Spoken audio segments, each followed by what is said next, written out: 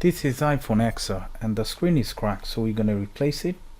So first is first, you need to turn this off, take out these two screws, apply some heat and open up the actual screen.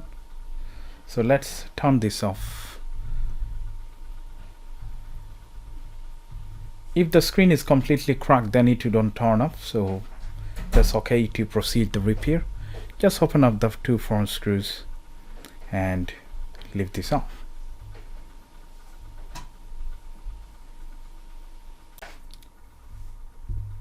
Once the screen is taken out, then you need to separate the connector by removing the metal shield first. The metal shield comes with few screws, so you should have the right screwdriver anyway. And then one by one take this out and make sure you keep the screws organized, because the screw the iPhone used, Apple used in many different sizes. Okay, so make sure you keep it organized. And once it's done, then you just need to take out the metal shield gently. Make sure you don't use any sharp tools. Okay, so that is disconnected. Now one more part. Okay, and we're supposed to open up this one first, but there is very limited of space, so that's okay. And the actual battery connector would be right here. Okay, so 3 screws and then the metal shield pop up and disconnect the battery. That's the first thing, honestly. So now this metal frame, which one secured the front facing camera and the sensor, secure with 4 screws, so make sure you take it out and organize as before.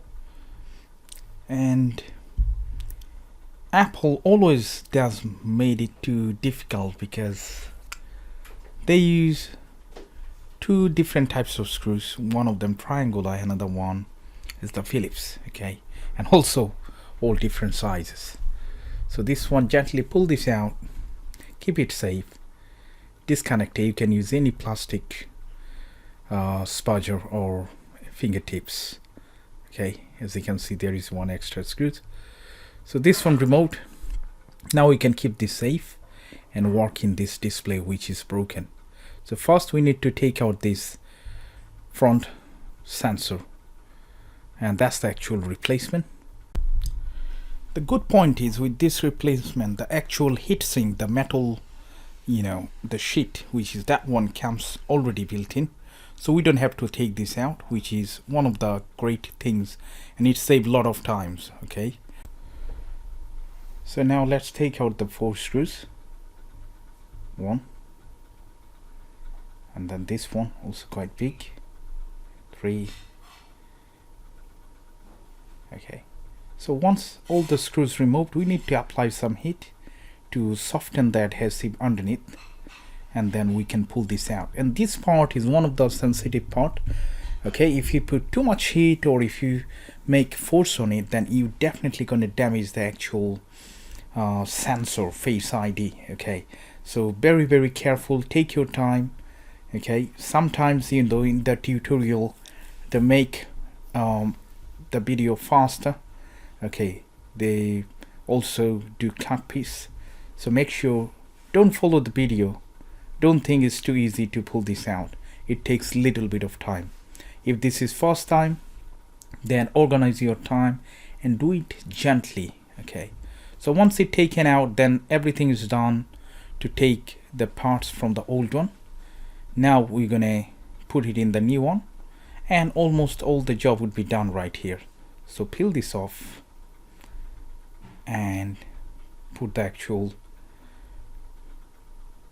front facing camera, ear speaker, control panel and the sensor one. Don't push it too much, it's very easy to damage. Once you put the screw, then it will be into the place, so you don't have to push it hard. Okay, so make sure the screw holes are straight, alignment are correct, and then it's going to be absolutely brilliant. After putting back all the screws, now we just need to reconnect the flex. That's all, pretty much everything for this screen replacement. Okay, and once I can put all the screws back into the place. Sometimes the screwdriver is not magnetic, so in that event it get a little bit difficult because these sort of screws are too small and very easy to hide. Okay, so once you connect that one, then make sure you take out the old adhesive because sometimes it does make problem.